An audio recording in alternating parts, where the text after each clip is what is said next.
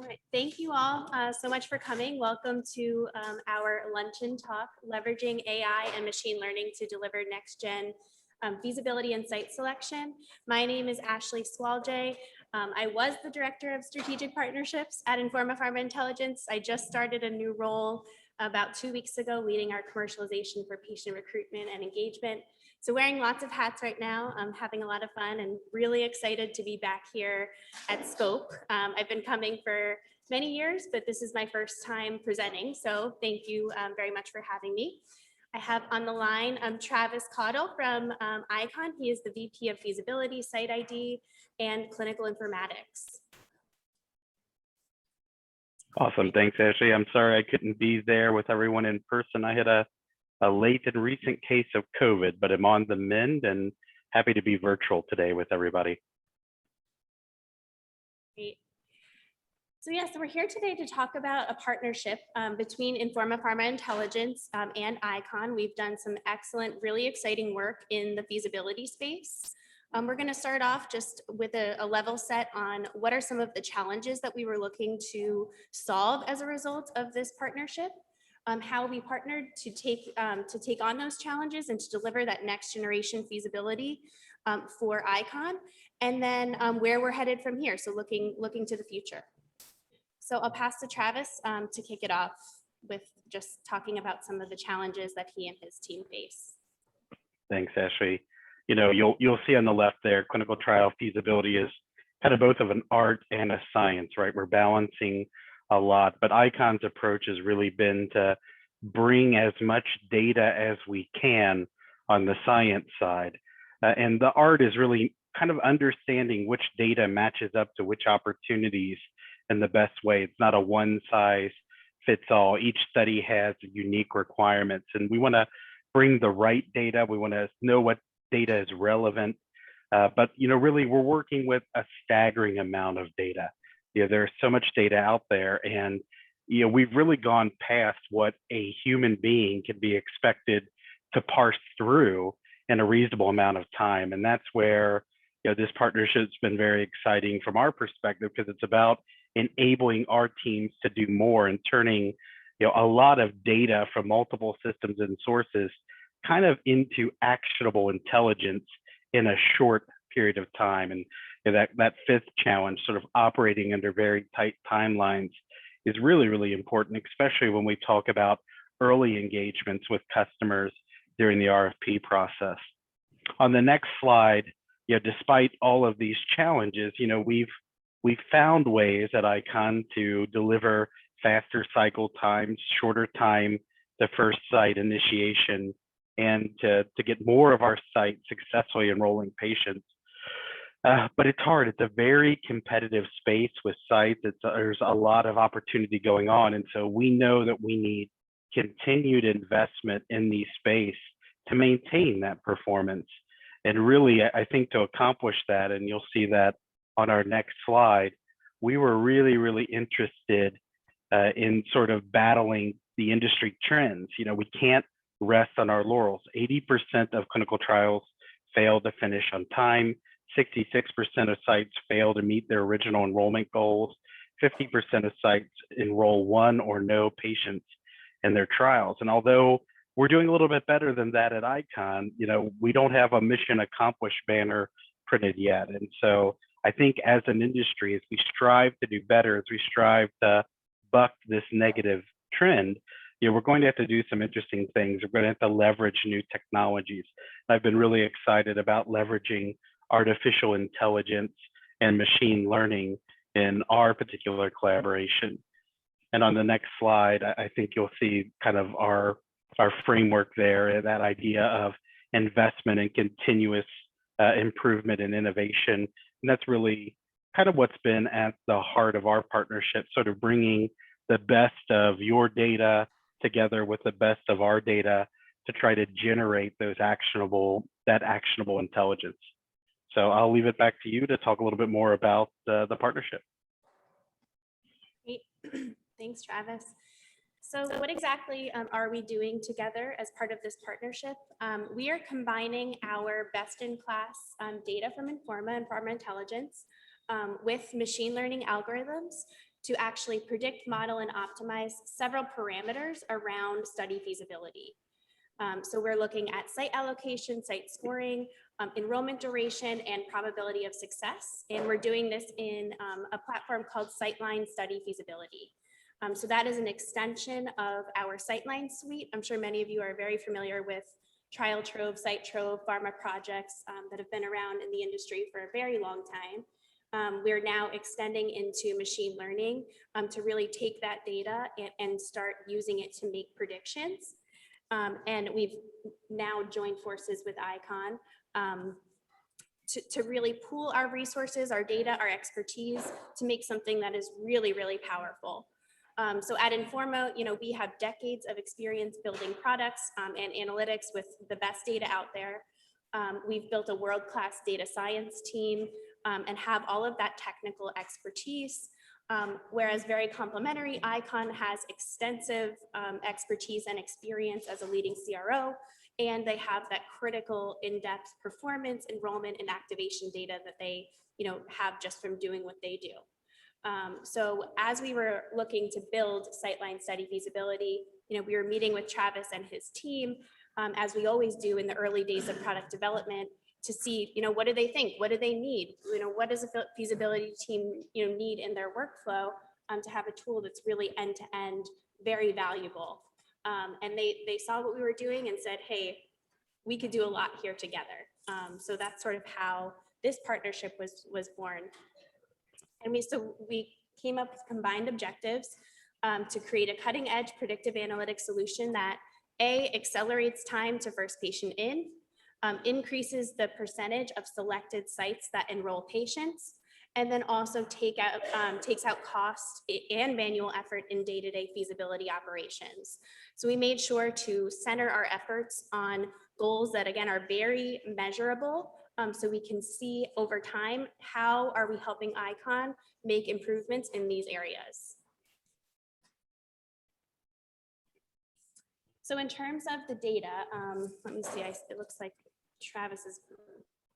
our little icon here is walking a little bit. So I'm just going to move you for a second, Travis. Hope that's okay. Oh, okay. Anyway, so here on the left-hand side of the screen, we have a number of data sets. You can see that we've combined data sets from both of our organizations. So we have all of the trial design and benchmarking data, site and investigator data, patient proximity claims data, real world data, and we've combined that with the performance metrics from the ICON business. So our very complementary data sets have been used to refine the model's predictions, really in order to get the best possible results.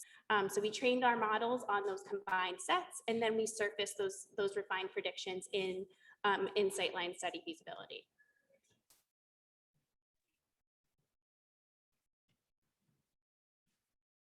Okay. Yeah. So what does this look like on a daily basis, right? Again, part of the challenge for us is getting the right data, the right insights in front of our team at the right time. And so you're seeing kind of in the screenshot to the left here that we've built in some benchmarking to save our analysts time. They can see exactly how similar studies have behaved, and they can see how what they're planning compares. Where are we being aggressive? Where are we being conservative? Where do we need to push a little bit harder? We start out planning at a high level. What countries do we want to have involved? What is the capacity of those countries? What does the competitive situation look like in those countries? What do we think the enrollment rate across each of these countries is going to be? And we can start out by generically planning, sites in the United States, sites in Canada, sites in the United Kingdom. But historically, we've started with one model at the country level. Then later, we have to build a completely new model to sort of dive a little bit deeper. But that's one of the challenges we've solved through this collaboration with the study feasibility tool. On the next slide, you'll see that we actually can go a level deeper and say, we're not just planning on having 10 sites in Australia. We can go through and select the actual sites in Australia. Which sites have done well for us historically? What has the historical startup performance of those sites been? So instead of just planning Australia as this nebulous country. We're planning specific sites with specific performance in Australia, and we'll be able to go even a level beyond the site allocation to looking at specific investigators and their performance. And so kind of this is allowing us to bring that best of both together in the data model. And you're really getting the AI to sort of look at and predict, really what is driving the performance in this particular model. Looking across how all the sites have performed, which key site features of the sites who we have performance data are going to help us predict which sites that maybe we don't have as much experience with are likely to perform as well. So it's extending, it's moving beyond just replicating a footprint or a recipe that we already had and helping us to capitalize on new opportunities. The data's right there to on demand to help us drive decisions. And one thing that you can't really see through some of these screenshots that I think is really kind of interesting is that you're able to build the models very quickly, but we're also able to share them easier. It's been difficult in the past when we've been using Excel-based tools or even in-house solutions to have a recruitment model that we could easily share with our customer. We end up sharing snapshots, well, this is one way that things might look. But now with this platform, because so many of our customers are also using the suite of tools from Informa, we're actually able to share with customers what we're doing, share the model with you, and let you see exactly how the predictions are firing, and even allowing some really interesting conversations around various what-if scenarios. So that improved collaboration tool set is really, really exciting and a key part of what we've been building here. On the next slide, sort of just talking a little bit about the machine learning piece. It's really focused on getting predictions around characteristics don't necessarily pop out immediately in our thinking. What specific trials designs are having matching features? What pieces are making certain studies outperform other studies? Again, by crunching massive amounts of data, we could see insights that individuals aren't seeing when they're looking at the data directly. And again, we also are getting insights as to which scenario parameters need to be adjusted and are going to have the most significant impact. Is this a place where we need to add sites, or is there some other feature simply moving sites from one region to another that can actually achieve the optimal results we're looking for? And then we're able to clone and do multiple what-if scenarios, without having to go through the process of setting things up manually over and over and over again. So again, we're saving a tremendous amount of time, and we're able to, again, have really rich conversations looking at multiple what-if scenarios. Finally, on the next slide, you'll see that we have, kind of the four key pieces here: the partnership, the bringing the data together, the key objectives that we've really focused in on this project, that we've aligned both organizations behind, and as we've been implementing this tool, we're looking to see where we're being successful. We've already seen the time to develop scenarios and especially multiple scenarios and options reduced by about 40%.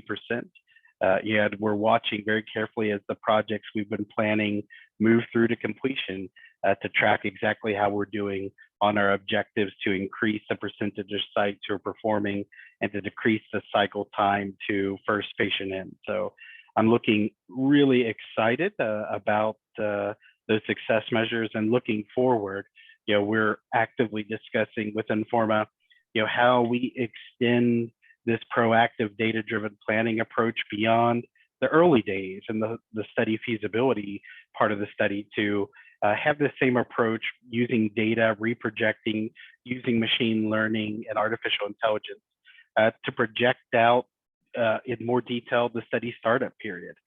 Before we ever activate any one site, can we see the impact that different milestones along the startup critical path are having. And then, to extend that beyond when we begin to activate and enrolling patients to reproject and model our probability of success. So I'm really excited and looking forward to the future development opportunities we're going to have together.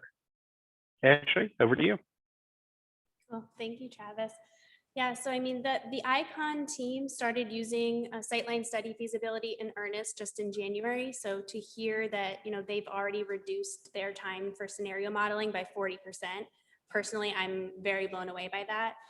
We're really excited to see where else this goes, and are actively planning sort of for phase 2 of our partnership. So thank you. Thanks for joining us, and we're happy to take some questions now.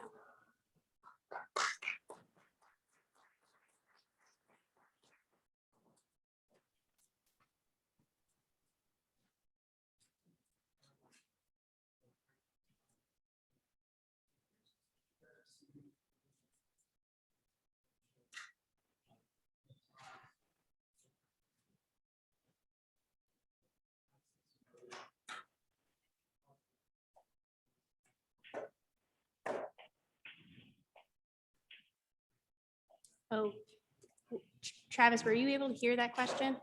I was not able to hear the question. Okay. I could vaguely hear something happening. All right, hold on. We're working on the mic.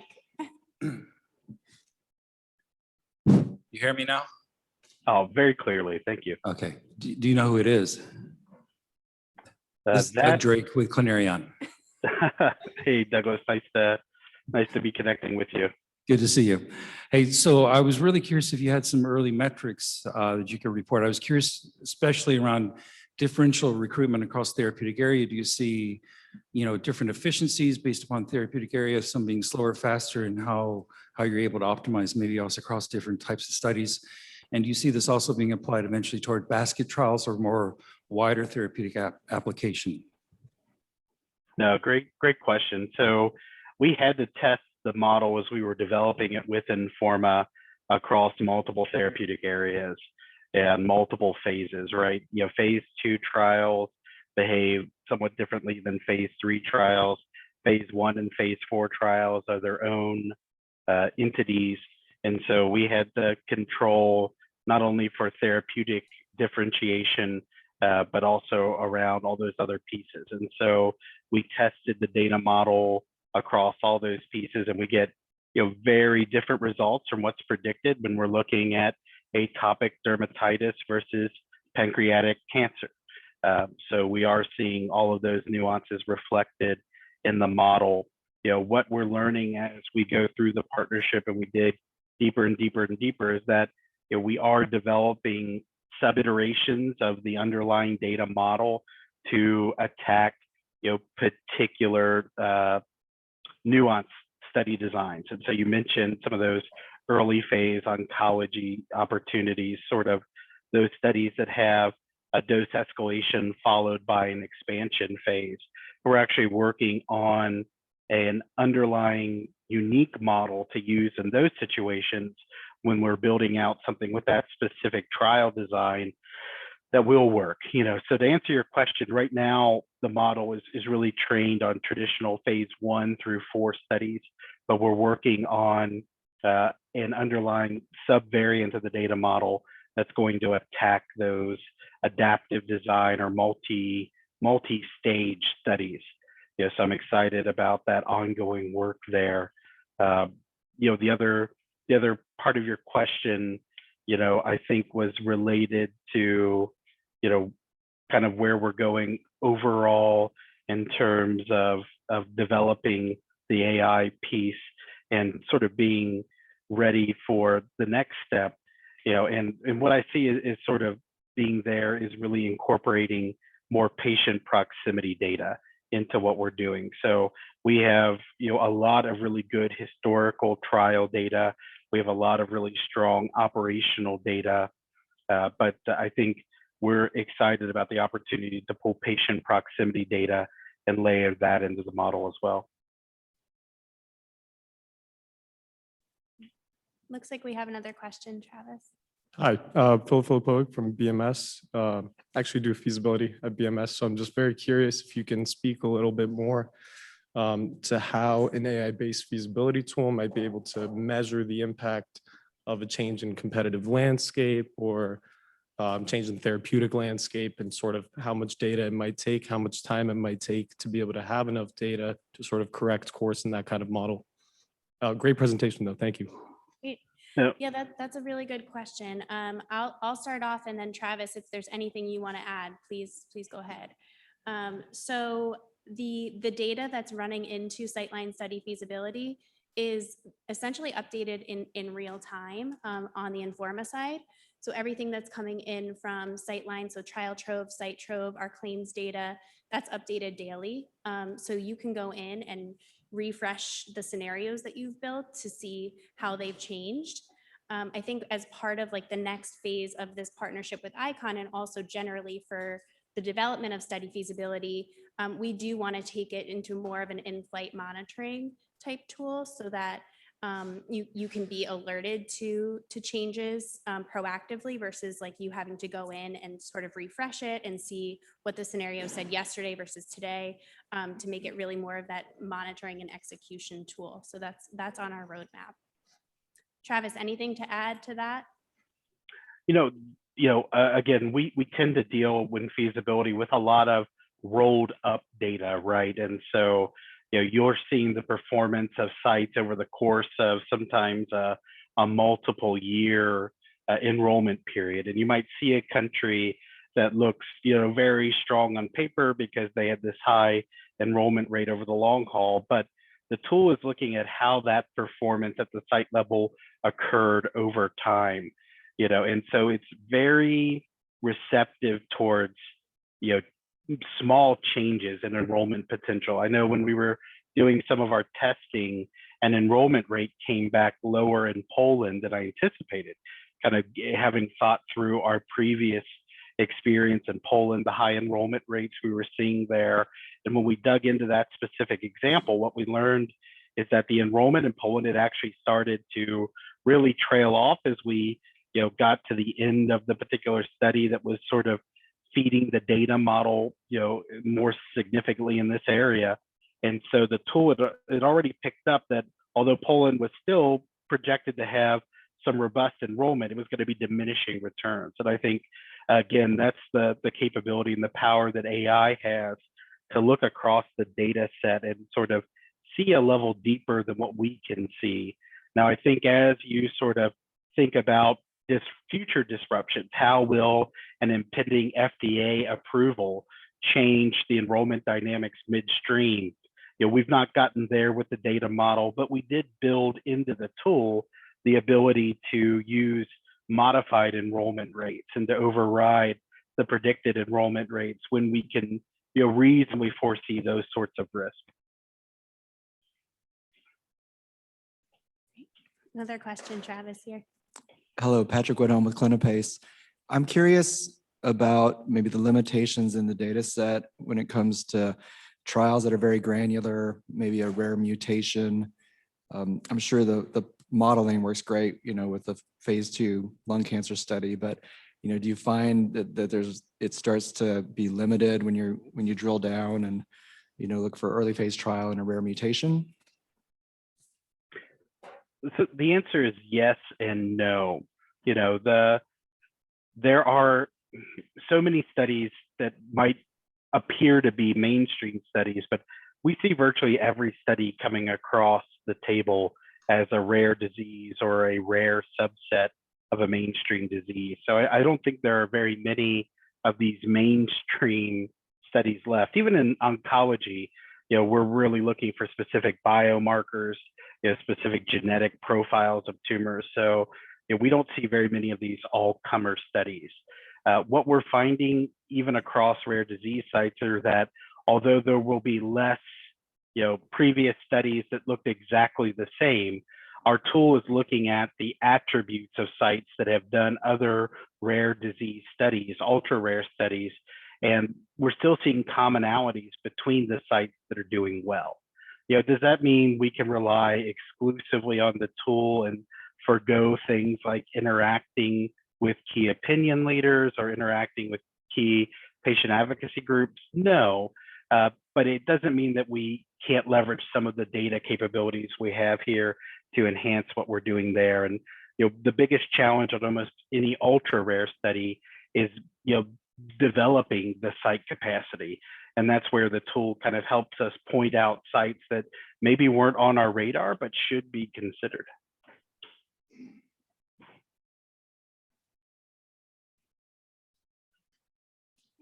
I think that's all for questions, Travis.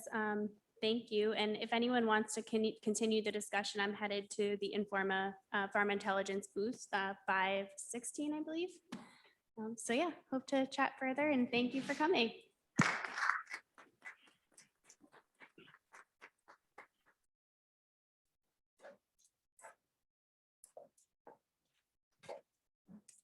Thank you for joining us. There is also a coffee and dessert reception starting down in the exhibit hall now as well.